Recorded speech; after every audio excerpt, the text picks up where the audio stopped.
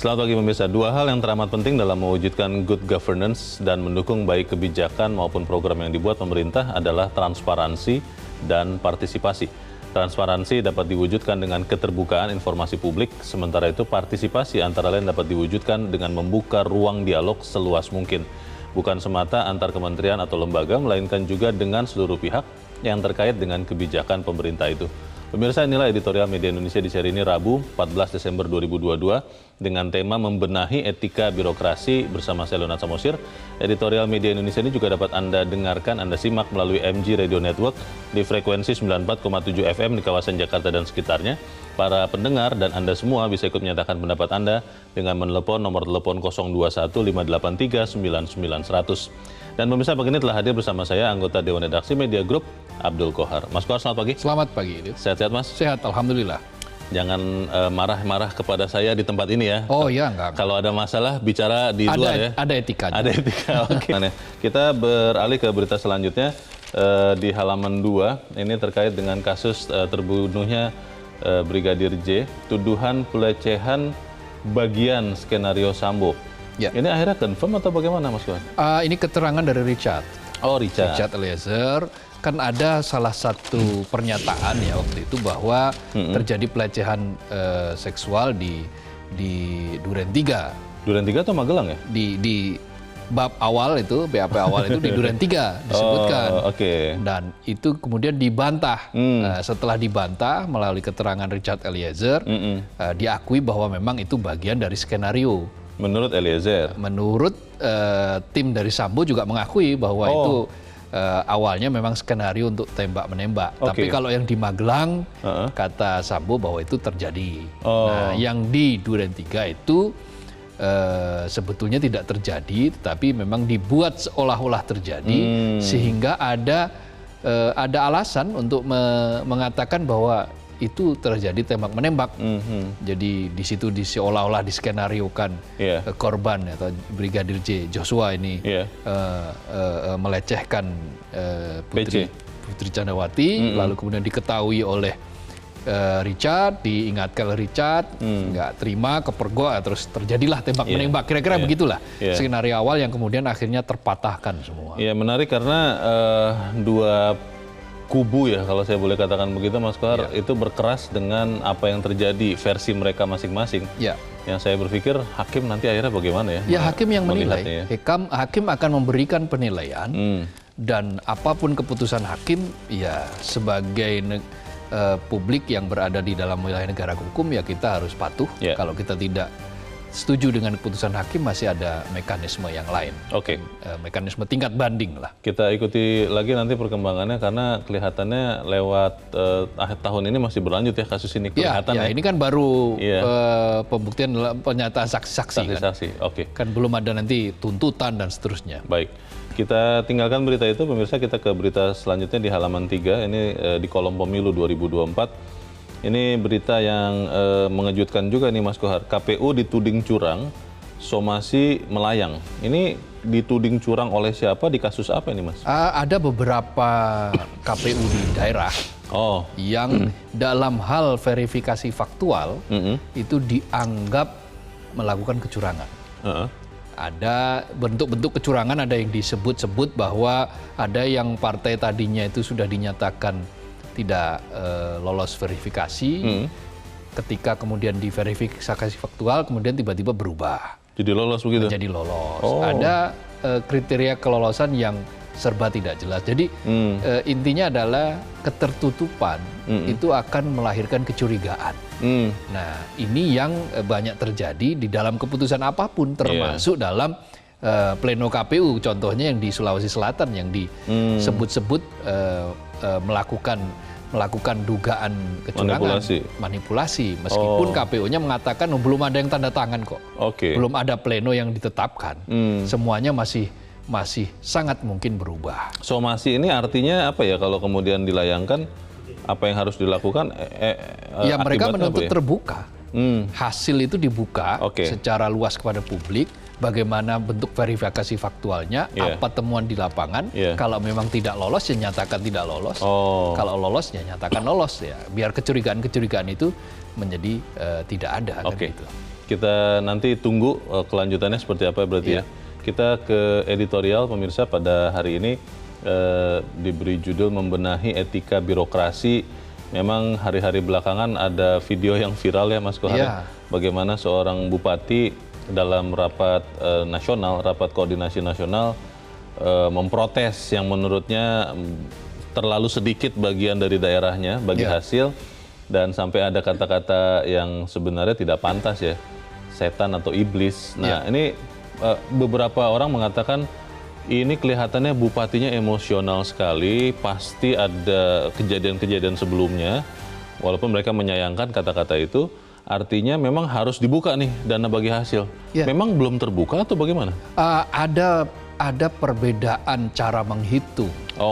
Nah, ada penjelasan yang tidak tuntas. Jadi faktor komunikasi, faktor transparansi itu memang harus total. Tidak bisa sekarang kita transparansi setengah-setengah. Komunikasi kita jalin juga setengah-setengah. Sosialisasi kita jalin setengah-setengah. Kementerian Keuangan mengaku bahwa ya Undang-Undang Nomor 1 Tahun 2022 menyatakan ya begini. Cara menghitung dana bagi hasil migas. Maksudnya tidak kurang itu diberikan kepada Meranti itu? Betul, karena menurut data yang ada di Kementerian ESDM, ada penurunan lifting minyak di Meranti pada tahun ini, pada tahun lalu. Mengapa kemudian terus turun? Sementara Bupati merasa bahwa loh kami naik malahan. Produksi naik, kemudian ada harga yang naik, harga minyak dunia yang naik. Dolar sedang mahal juga. Dolar juga sedang mahal juga. Nah, bagaimana? Nah, mereka menggunakan Undang-Undang Perimbangan Keuangan tahun 2004. Jadi ada dua cara menghitung yang sebetulnya apabila dia dikomunikasikan, apabila dia disinkronkan dengan secara terbuka dan tidak setengah-setengah, maka tidak akan terjadi kata-kata yang sangat tidak pantas itu. Kata-kata misalnya iblis, kata-kata setan. Jadi saya melihat muka Bapak dan seterusnya, ini kan kalimat-kalimat yang bukan contoh yang baik bagi seorang pejabat. Tetapi ya kita tidak bisa mengatakan bahwa itu hanya selesai dalam persoalan tataran etika. Substansi persoalan harus dibuka, karena protes ini kan sebetulnya bukan hanya Kabupaten Meranti, ada di banyak daerah. Pertanyaannya adalah apakah memang komunikasi itu memang terhambat antara pusat dan daerah? Lalu yang kedua, apakah memang ini murni menyuarakan kepentingan daerah? Karena ada beberapa orang juga mengatakan, oh ini teriaknya menjelang 2024, katanya begitu ya. Tapi kita akan bahas itu Mas Kohar, dan pemirsa inilah editorial Media Indonesia untuk hari ini, Rabu 14 Desember 2022, membenahi etika birokrasi.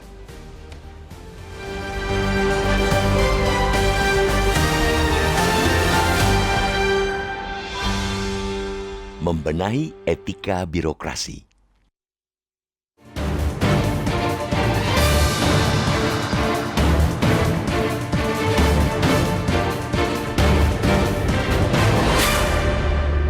Dua hal yang teramat penting dalam mewujudkan good governance dan mendukung kebijakan maupun program yang dibuat oleh pemerintah adalah transparansi dan partisipasi.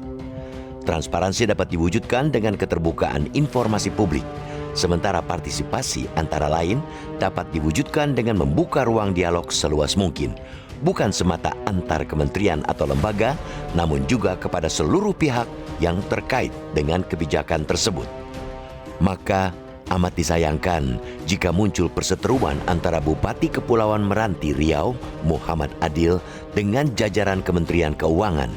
Bahkan saat rapat koordinasi nasional atau Rakornas yang membahas mengenai pengelolaan pendapatan dan belanja daerah di Pekanbaru beberapa waktu lalu, sang Bupati sempat mengeluarkan pernyataan kontroversial dengan menyebut pihak Kemenkyu sebagai setan atau iblis. Kekesalan Adil dipicu terkait dana bagi hasil atau DBH produksi minyak dari Meranti yang semakin kesini semakin minim besarannya yang diberikan oleh Kemenkyu.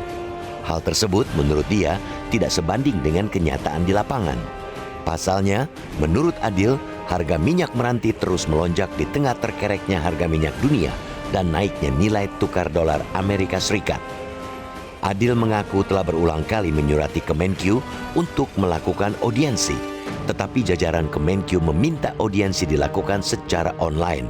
Adil pun mengadu kepada Kementerian Dalam Negeri dan semua akhirnya bisa dijalankan secara offline. Ucapan Adil tentu amat disayangkan. Sebagai pejabat publik, ia seharusnya bisa menjadi contoh yang baik kepada masyarakat.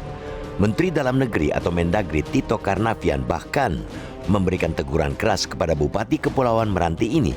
Teguran Mendagri kiranya tepat. Sebagai institusi yang membawahi kepala daerah, sudah sepantasnya ia mengingatkan perilaku bawahannya. Sebagai pejabat publik, Adil kiranya memang perlu menjaga etika dalam berkomunikasi. Apa yang menjadi kegelisahan dan harapan dia sebenarnya bisa dikomunikasikan dan diselesaikan secara baik-baik, sehingga tidak menimbulkan kegaduhan di tengah masyarakat. Dirjen Perimbangan Keuangan Kemenkyu Luki Alfirman sebetulnya juga sudah berulang kali menjelaskan kepada Adil soal formulasi pembagian DBH yang sudah sesuai ketentuan dalam undang-undang. Dalam undang-undang hubungan keuangan antara pemerintah pusat dan pemerintahan daerah atau HKPD pun pembagiannya sudah diperluas ke daerah lain, bukan hanya dikembalikan ke daerah penghasil saja. Kesalahpahaman semacam ini semestinya tidak perlu terjadi jika setiap kepala daerah memahami ketentuan tersebut. Entah apakah mereka membaca undang-undang yang dimaksud secara cermat atau jangan-jangan regulasi tersebut kurang tersosialisasi dengan baik. Disinilah pentingnya keterbukaan dan dialog yang terus-menerus antara pusat dan daerah. Jangan sampai kebijakan yang dibuat pusat tidak dapat dijalankan hanya lantaran pihak-pihak yang akan melaksanakan kebijakan tersebut tidak memahaminya. Kemendagri melalui Dirjen Bina Keuangan Daerah mungkin bisa memfasilitasi pertemuan dan pembahasan lebih lanjut antara pemerintah Kabupaten Kepulauan Meranti dengan Kemenkyu serta Kementerian Energi dan Sumber Daya Mineral atau ESDM maupun dengan pihak terkait lainnya, agar perkara ini dapat diselesaikan dengan baik. Tidak elok jika sesama aparatur pemerintah bertengkar dan jadi tontonan masyarakat. Semoga kasus ini bisa menjadi pelajaran bagi semua pihak untuk berbenah menjadi lebih baik lagi dalam menjalankan birokrasi pemerintahan. Ingat, setiap aparatur pemerintah tugasnya adalah melayani publik. Bagaimana bisa memberikan layanan terbaik kepada masyarakat jika menjalin komunikasi sesama birokrat saja belum becus? Bagaimana pula mau mengurus orang lain jika mengurus diri sendiri saja tidak sanggup?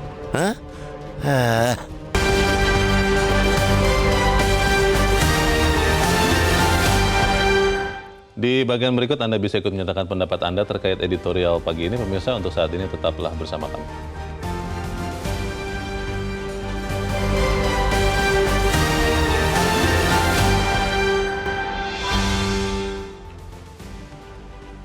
Terima kasih pemirsa, Anda masih bersama kami dan saat ini kita mau bertanya dulu Mas Kor sebelum kita berdiskusi. Kita saat ini sudah tersambung lewat saluran telepon dengan Direktur Eksekutif Komite Pemantauan dan Pelaksanaan Otonomi Daerah atau KPPOD, Herman Nur Cahyadi Suparman. Pak Herman, selamat pagi. Selamat pagi Bang Leo. Ya, Pak Herman, mungkin karena kita banyak berpikir di pusat begitu ya. Ada banyak isu-isu nasional yang berkembang di pusat, mungkin akhirnya soal hubungan pusat dan daerah ini jadi agak lupa. Dan ketika ada peristiwa Bupati Meranti yang marah-marah menggunakan kata yang tidak pantas di dalam rapat koordinasi nasional, akhirnya pertanyaan muncul, sebetulnya apakah memang ini kasus hanya di Meranti, satu kasus, atau memang jangan-jangan ada di tempat-tempat lain? Kalau Anda lihat, otonomi daerah ini sebetulnya sudah efektif mengangkat kesejahteraan daerah atau seperti apa, Pak Herman? Ya, kalau bicara dalam konteks hubungan keuangan pusat dan daerah selalu bicara tiga hal ya Bang Leo. Pertama hubungan kewenangan, kemudian yang kedua adalah hubungan pembinaan pengawasan, dan yang ketiga adalah hubungan yang terkait dengan hubungan keuangan, gitu ya. Nah, khusus dalam kasus Kabupaten Meranti itu terlebih ke sisi hubungan keuangan, gitu ya. Hubungan keuangan antara pemerintah pusat dan pemerintah daerah, di mana pemerintah daerah dalam hal ini Bupati Meranti itu merasa bahwa formula yang mengatur terkait dengan DBH itu kurang memihak ke daerah, katakanlah begitu ya. Nah, sebenarnya dalam konteks persoalan seperti itu, ketika ada daerah yang merasakan seperti itu, kita masuk ke hubungan yang kedua, ya hubungan pembinaan pengawasan, gitu ya. Dalam hal ini Binbas umumnya itu ada di Kementerian Dalam Negeri, kemudian yang hubungan-hubungannya pembinaan pengawasan teknis atau sektoralnya itu ada di Kementerian Teknis, khusus terkait keuangan juga ada di Kementerian Keuangan, gitu ya.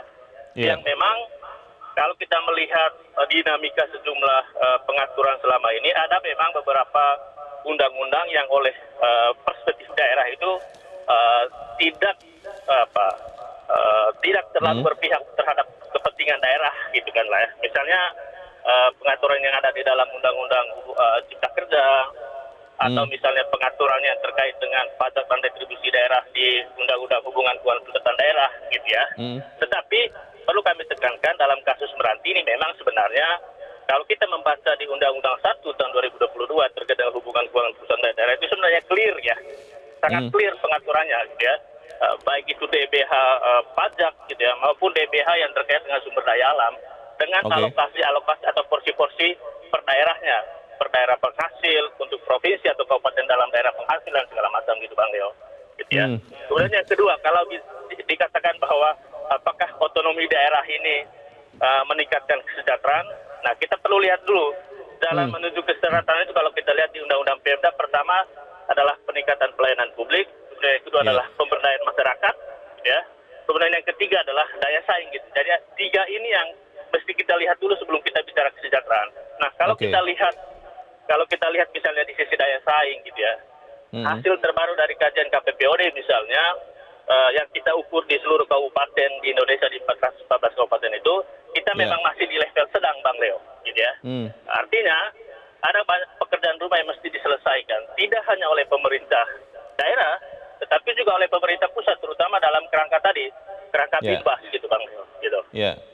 Pertanyaannya, kalau di kasus Bupati Meranti ini, kalau Anda lihat memang benar ada kekurangan pembagian hasil menurut Bupati Meranti, atau memang sebetulnya sesuai undang-undang pemerintah pusat sudah benar, bupatinya saja yang ingin minta lebih begitu? Kalau Anda lihat seperti apa, Pak Herman? Ya, sebenarnya kalau kita berkata di Undang-Undang 1 2020 itu clear ya, Bang Leo. Pengaturan itu tidak hanya untuk Kabupaten Kepulauan Meranti, gitu ya, tetapi untuk semua daerah-daerah yang menghasilkan gas dan minyak bumi, gitu ya. Berapa persen untuk provinsinya, berapa persen untuk penghasilnya, berapa persen untuk daerah tetangganya, termasuk daerah untuk pengolah, gitu ya. Itu clear sebenarnya.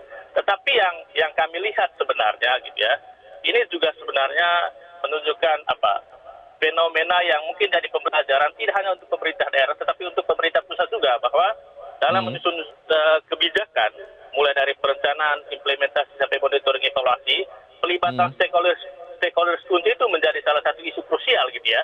Yang mana menurut kami mungkin saja dalam kasus ini Bupati Meranti itu tidak paham undang-undangnya, tetapi di sisi lain perlu kita kedepankan juga seperti apa sosialisasi yang sistematis dari pemerintah pusat, baik itu dari Kementerian Keuangan maupun dari Kementerian Dalam Negeri, gitu Bang Leo. Dan kita harapkan tentunya ini kejadian tidak terulang lagi ya, baik di Meranti maupun di daerah lain, karena ya yang rakyat pikir kalau antar pimpinan di daerah dan di pusat bicaranya saja tidak mesra begitu, ya bagaimana rakyat terpikirkan begitu ya Pak Herman ya? Benar Bang Leo. Baik, kita harapkan itu ya, bagaimana Pak? Kita harap ini juga bisa jadi deliberasi bersama ya, karena bisa juga memicu daerah-daerah penghasilan lain juga menyampaikan hal yang serupa, gitu Bang. Jadi ini perlu diantisipasi baik oleh pemerintah pusat, terutama dari Kementerian Keuangan dan Kementerian Dalam Negeri, gitu Bang. Baik, kita harapkan ada perbaikan setelah ada kejadian ini. Untuk saat ini terima kasih Direktur Eksekutif KPPOD Herman Nur Cahyadi Suparman sudah mencerahkan kami. Selamat pagi Pak Herman.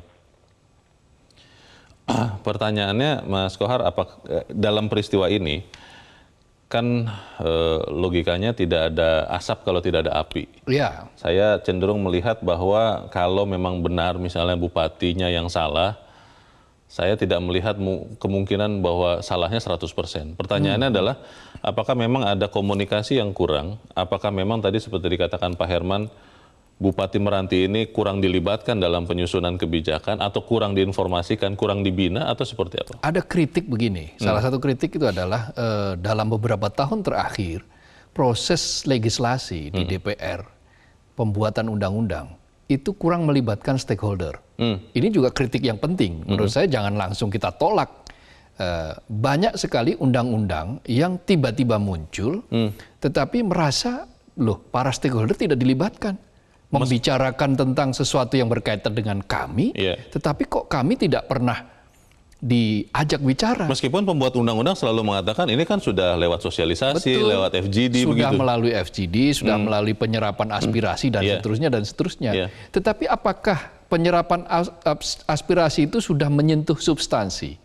Kalau kita melihat dari apa yang dilakukan oleh Muhammad Adil dari Bupati Meranti dan juga beberapa kepala daerah ya di daerah ada di Banyuasin, kemudian di beberapa daerah yang lain lah yang menyangkut ini, apakah substansinya sudah ditangkap? Nah, ada beberapa kritik ya, yang salah satu diantaranya adalah Undang-Undang Nomor 1 Tahun 2022 ini kurang melibatkan stakeholder di daerah, sehingga ketika itu menjadi undang-undang dan kemudian dilaksanakan undang-undang itu, kaget. Loh, kok tiba-tiba sekarang dana bagi hasil menjadi lebih kecil, setiap tahun menjadi turun. Padahal pemerintah pusat, dalam hal ini Kementerian Keuangan, sudah menjalankan ini secara clear. Seperti tadi dikatakan oleh Pak Suparman. Undang-Undang Nomor 1 2022 sudah mengatur seperti itu. Nah, konsep yang dibangun memang selama ini adalah bahwa Indonesia itu satu kesatuan. Betul. Apa yang disebut dengan NKRI, itu substansinya kan seperti itu. Nah, maka daerah yang penghasil minyak memang tetap mendapatkan porsi paling besar. Lebih besar daripada daerah bukan penghasil minyak? Bukan penghasil minyak. Tetapi bahwa besarannya itu bagaimana, konsep pembagiannya seperti apa, ini yang mestinya perlu dirumuskan oleh bersama-sama. Kalau memang betul-betul sudah clear, berikan penjelasan. Oke, kamu tidak mendapatkan A, tetapi kamu akan mendapatkan B. Ada hal-hal lain, lewat jalan lain. Betul. Ya misalnya tax. Ada usulan dari analis yang mengatakan bagaimana apabila undang-undang itu memasukkan juga istilahnya windfall tax.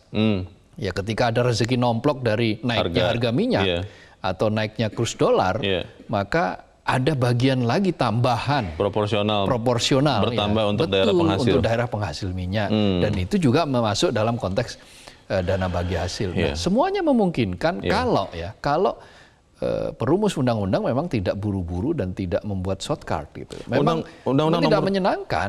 Undang-undang Nomor 1 2022 itu bukankah memang sudah dibicarakan, kan yang membuat undang-undang kan pemerintah dan DPR, Mas. Betul. Di DPR itu kan ada wakil-wakilnya.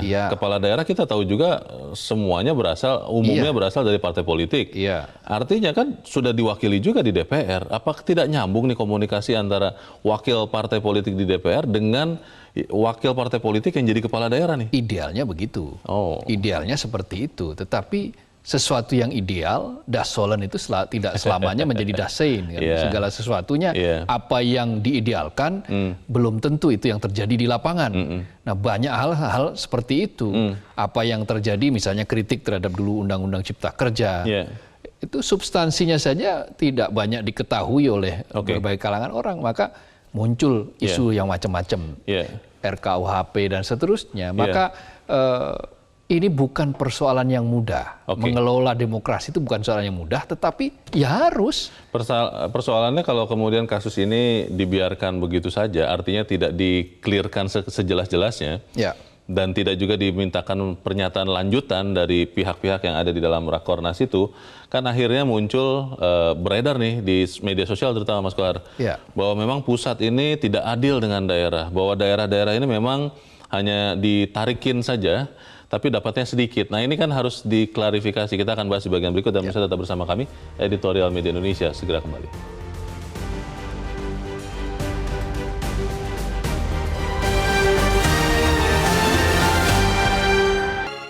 Terima kasih Anda masih bersama kami, pemirsa, dan saat ini kita mau mendengarkan dulu, Mas Kohar, pendapat dari pemirsa Metro TV. Kita sudah terhubung dengan pemirsa Metro TV di Tanjung Selor, Kalimantan Utara, ada Pak Yunus Luat. Pak Yunus, selamat pagi. Selamat pagi, salam sejahtera dan salam sehat selalu untuk seluruh warga NKRI tercinta. Salam sehat Pak Yunus. Bagaimana Pak, ini soal birokrasi nih, singkat padat saja pendapat Anda, silakan Pak. Ya, berdasar mohon izin, walaupun kami berada di pelosok, tapi mohon izin kasih masukan sesuai dengan apa yang pernah kita pelajari bersama, bahwa untuk upaya membenahi etika birokrasi, ada dua hal yang sangat penting dalam mewujudkan terlaksananya good governance dan mendukung baik kebijakan maupun program yang dibuat pemerintah, yaitu transparansi dan partisipasi.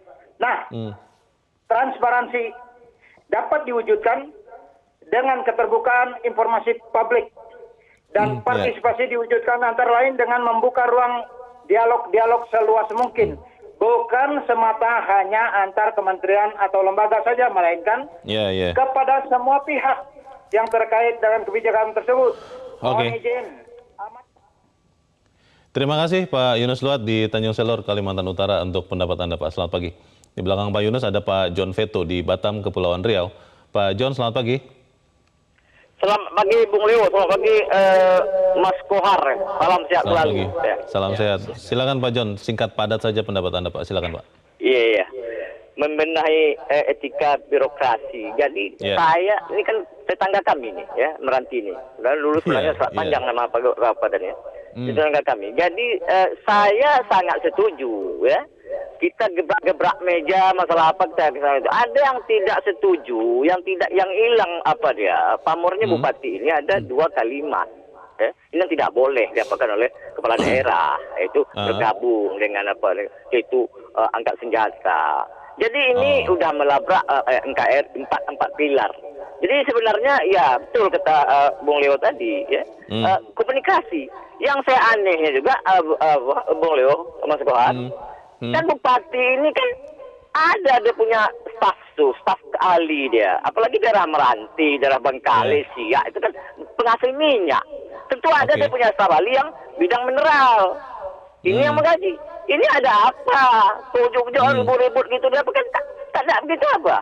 Karena bupati yang sebelumnya itu kawan saya juga, namanya Pak Iwan kemarin itu bagus, siapa dia? Ini semangat bupatinya tinggi, tapi janganlah melabak kita orang ingat, kita Indonesia beradab dan beradab. Ya komunikasi yang paling apa? Ya itu aja. Terima kasih banyak. Baik, terima kasih banyak Pak John Veto di Batam, Kepulauan Riau. Tetangganya nih Mas Kohar dan dari Meranti, ya. Betul. Kita akan ke Banjarmasin di Kalimantan Selatan, ada Pak Tasrik Usman. Pak Tasrik, selamat pagi. Selamat pagi Mas Leo, selamat pagi Bang Kohar. Selamat pagi Pak Tasrik. Silakan Pak, pendapat Anda Pak. Ya, saya melihat bahwa kejadian antara Bupati Meranti dengan Kementerian Keuangan mengenai pembagian hasil mineral yang diperoleh oleh daerahnya, itu sebenarnya tidak akan terjadi apabila berpegang kepada 4 hal. Penerapan peraturan perundang-undangan mengenai bagi hasil, kemudian ada sosialisasi, komunikasi, dan transparansi. Nah, 4 hal ini yang kelihatannya tidak jalan. Sehingga saran saya kepada Menteri Dalam Negeri sebagai koordinator kepala-kepala daerah, itu harus ada sinergi atau hubungan bagaimana menjaga hubungan antara Departemen Dalam Negeri dalam hal ini pembinaan kepada kepala-kepala daerah mengenai sumber daya alam yang ada di daerahnya dengan Kementerian Keuangan dan Kementerian ESDM. Apabila ini berjalan dengan selaras, keributan-keributan seperti ini tidak akan terjadi. Tidak terjadi. Mungkin itu saja, terima kasih. Baik, terima kasih untuk pendapat Anda Pak Tasrik Usman di Banjarmasin, Kalimantan Selatan. Selamat pagi Pak. Kembali lagi Mas Kohar, apakah memang komunikasi yang kurang lancar atau seperti apa? Karena saya teringat di zaman pemerintahan Presiden SBY, itu pernah datang gubernur-gubernur di Kalimantan, datang ke Jakarta, meminta untuk mendapat pasokan listrik yang lebih baik, karena mereka merasa mereka adalah penghasil batu bara yang dipakai untuk bahan bakar PLTU yang menghasilkan listrik di kebanyakan Indonesia. Tapi listrik di daerah Kalimantan itu sangat buruk waktu itu. Nah, apakah memang kemudian cara-cara komunikasi ini harus dalam tanda petik ada tekanan-tekanan atau dalam kasus Meranti bahasa yang kasar begitu, atau memang harusnya bisa tidak begitu? Itu berarti mencerminkan bahwa iklim demokrasi kita itu belum menghasilkan pelembagaan demokrasi yang beradab. pelembagaan demokrasi yang beradab itu berarti semua sistem itu mestinya berjalan. Ketika dia sudah dibuat sistem, maka dia akan berjalan. Sistem komunikasi bagaimana, sistem transparansi juga seperti apa, sehingga trust itu muncul by system, bukan person to person, bukan karena orang ini satu partai, satu kelompok, bukan. Tidak masalah siapapun di situ ya. Betul, kita ini NKRI, kita ini Negara Kesatuan Republik Indonesia. Dari manapun warnanya, dari apapun partainya, ketika dia sudah menjadi bagian dari birokrasi, pemerintahan, maka ya dia harus melayani publik, dia harus siap dengan transparan, dia harus siap dengan berdialog dengan siapapun dalam konteks partisipasi, dalam hal tertentu dia juga harus siap untuk melakukan sosialisasi terus-menerus, karena jangan-jangan mereka tidak paham, jangan-jangan memang mereka tidak tahu. Nah itu yang mesti kita lakukan, dan jangan mengeluh bahwa masa kita sudah berkali-kali menjelaskan kok. Setiap ganti kepala daerah tidak tahu. Nah, jangan sampai muncul pernyataan-pernyataan seperti itu yang akan kian memperuncing persoalan. Nah, apa yang terjadi dengan Bupati Meranti ini kan awalnya mereka sudah mengajukan surat untuk audiensi, tetapi selalu dijawab ya kita audiensi online saja. Mungkin karena COVID, Mas, takut tertular juga, saling menularkan begitu. Beberapa peristiwa dilakukan secara offline, tetapi mengapa untuk peristiwa hal yang seperti itu tidak dilakukan secara offline. Jadi ada kesan menghindar begitu. Ada kesan satu mungkin menghindar, atau kedua mungkin ada kesan meremehkan. Sehingga ada kecurigaan tidak transparan. Bahkan dengan kalimat yang sangat kasar mengatakan pusat merampok. Daerah kami yang sudah miskin, kalau kami tidak miskin silahkan bawa saja triliunan. Nah, misalnya seperti itu. Sampai perkataan angkat senjata lah, perkataan yang ancaman untuk pindah negara. Hal-hal yang mestinya bisa diselesaikan dengan proses-proses dialog partisipatif, akhirnya merembet kemana-mana yang tidak perlu. Dan kita apresiasi Mendagri yang sudah memberikan teguran kepada Bupati karena menyampaikan pernyataan-pernyataan yang tidak etis. Tidak pantas. Jadi demokrasi itu bukan sekadar kebebasan berbicara, tetapi kebebasan berpendapat. Beda loh. Bebas bicara sama bebas berpendapat itu. Bebas bicara itu bisa jadi orang asal bicara. Data mungkin entah dari mana. Dia ngomong aja sembarangan biar dikatakan berani dan seterusnya. Tetapi bebas berpendapat itu ada di situ proses. Ada peradaban di situ, ada fakta, ada adu argumentasi.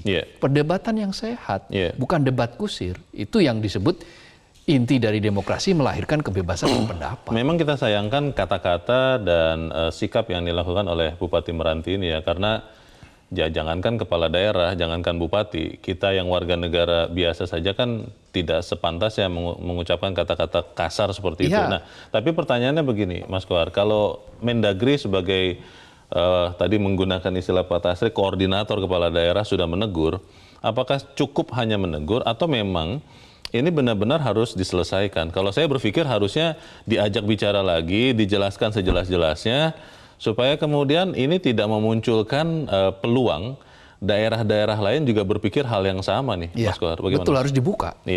Tidak cukup. Jadi teguran harus, karena ini menyangkut etika bagaimana cara pejabat publik berkomunikasi. Itu juga sesuatu yang tidak bisa diremehkan. Tetapi yang paling penting juga terbuka. Sudah buka-bukaan.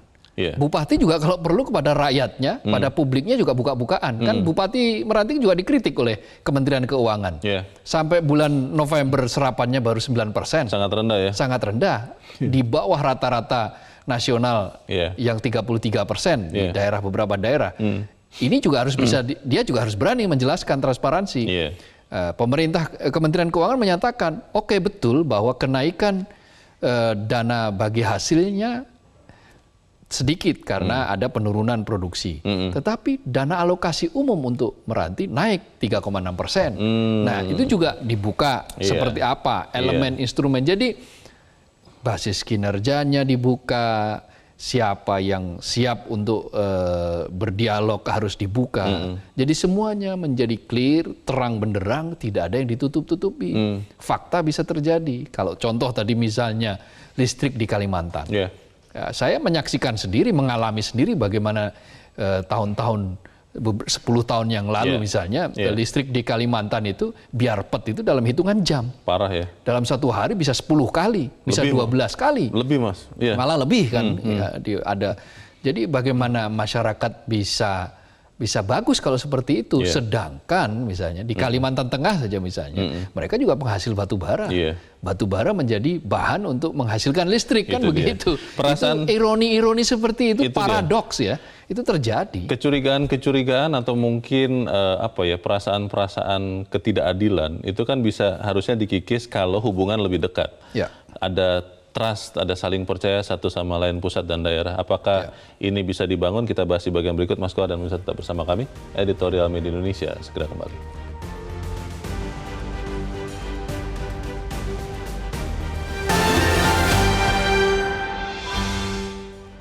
Terima kasih pemirsa, Anda masih bersama kami di Editorial Media Indonesia. Kita di bagian akhir dari diskusi kita di pagi hari ini. Mas Kohar, ada yang mengatakan bahwa kalau di satu negara terlalu banyak peraturan, terlalu banyak aturan-aturan tertulis, itu sebetulnya menunjukkan ketidakpercayaan yang tinggi antara satu sama lain.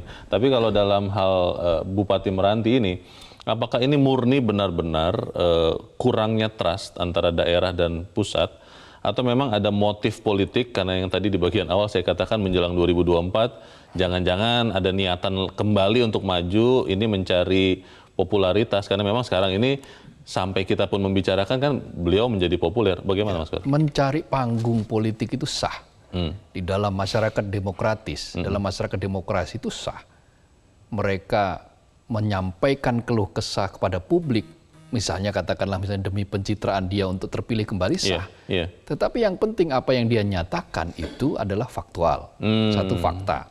Dua, konsisten dia, berani dia. Ketika dia menuntut keterbukaan di pusat kepada daerah, dia sendiri juga harus berani membuka transparan kepada apa rakyatnya, publiknya. Misalnya ada ketika dia menyatakan bahwa rakyat kami miskin, maka dia harus bisa berani membuka apa yang sudah kamu lakukan untuk mengatasi kemiskinan ekstrim misalnya. Apa ya, dana sekian banyak yang sudah disampaikan, dana alokasi khusus lah, katakanlah seperti itu, yang jumlahnya untuk Meranti misalnya 400 miliar lebih. Apa program apa yang sudah dijalankan? Itu juga harus dibuka kepada publik. Itu namanya konsisten. Dan nggak apa-apa kalau itu dijadikan sebagai panggung bagi dia. Dan kemudian atas hasil kinerjanya dia diapresiasi oleh masyarakat karena masyarakat puas. Selama konstitusi memberikan jalan, nggak apa-apa. Itu. Selama konstitusional itu sah dalam masyarakat demokratis. Tetapi kalau ternyata ada di sana bolong, di sini bolong, lalu dia menutupinya dengan menggunakan ini sebagai forum untuk men-challenge, itu ya nggak bagus. Tetapi prinsipnya beginilah, konsep keadilan itu memang betul-betul harus ditegakkan. Jadi selama ini kan kritik yang muncul, kita ini masih dalam tahap mengejar pertumbuhan ekonomi setinggi-tingginya. Tetapi masih kedodoran dalam hal kesenjangan. Kualitasnya ya? Kualitas dari pertumbuhan itu. Dan kesenjangan itu sampai saat ini masih menjadi momok, masih menjadi persoalan. Mereka yang di bawah itu sangat-sangat miskin, sementara di level tengah sampai atas itu ya punya dana berlebih. Kadang-kadang malah menahan uangnya kan begitu. Jadi bagaimana mengatasi persoalan ini ada di pundak para elit, termasuk kepala daerah, termasuk ya kementerian, lembaga, semuanya harus melakukan itu. Kementerian itu tidak boleh kehilangan kontrol. Pemerintah pusat, meskipun ada desentralisasi melalui otonomi, itu tidak boleh kehilangan kontrol terhadap daerah dalam konteks hubungan tadi itu, relasi yang sehat itu. Kalau sampai kehilangan kontrol, itu namanya negara sedang menuju negara gagal. Pertanyaan soal hubungan ini juga saya berpikir-pikir begini Mas Kohar. Ini kan Kabupaten Meranti ini ada di bawah Provinsi Riau ya. Gubernurnya apakah tidak diajak bicara dulu sebagai perpanjangan tangan pemerintah pusat, atau memang karena ini sifatnya langsung ya di rapat koordinasi nasional, Bupati Meranti merasa inilah waktunya, inilah saya langsung suarakan saja? Dalam beberapa tahun terakhir kita menyaksikan jangankan antara bupati dengan gubernur, dengan pemerintah pusat saja mereka berani, dan mereka cenderung untuk ya cenderung untuk lompat ya. Gubernur itu kan kepanjang tanganan pemerintah pusat sebetulnya. Tetapi kadang-kadang sering dilompati. Kenapa? Karena para bupati dan wali kota juga dipilih rakyat secara langsung. Mereka merasa saya tidak bertanggung jawab terhadap gubernur, saya bertanggung jawab terhadap rakyatnya. Jadi jangan sampai kita membiarkan hal-hal semacam ini yang apabila kita kemudian kehilangan kendali, maka kita akan menuju negara gagal sebagaimana disampaikan oleh Daron Acemoglu dalam bukunya Why Nation Fail, mengapa negara gagal. Kita harapkan tidak sampai ke situ, dan setelah ini juga ada pembicaraan lanjutan untuk memastikan bahwa ada kejelasan yang bukan dipaksakan juga, tapi diterima sama-sama. Dialog yang baik. Mas Abdul Qadir, terima kasih sudah hadir di tempat ini. Terima kasih Leo, selamat pagi. Bisa semoga kasus Bupati Meranti ini bisa menjadi pelajaran bagi kita semua, bagi semua pihak untuk berbenah menjadi lebih baik lagi dalam menjalankan birokrasi pemerintahan. Ingatlah bahwa tugas setiap aparatur pemerintah adalah untuk melayani publik.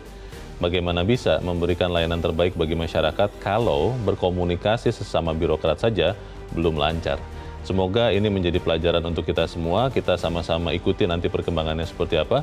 Saya Leonard Samosir berterima kasih Anda sudah menyimak editorial Media Indonesia untuk pagi ini. Tetap jaga kesehatan Anda. Selamat pagi, sampai jumpa.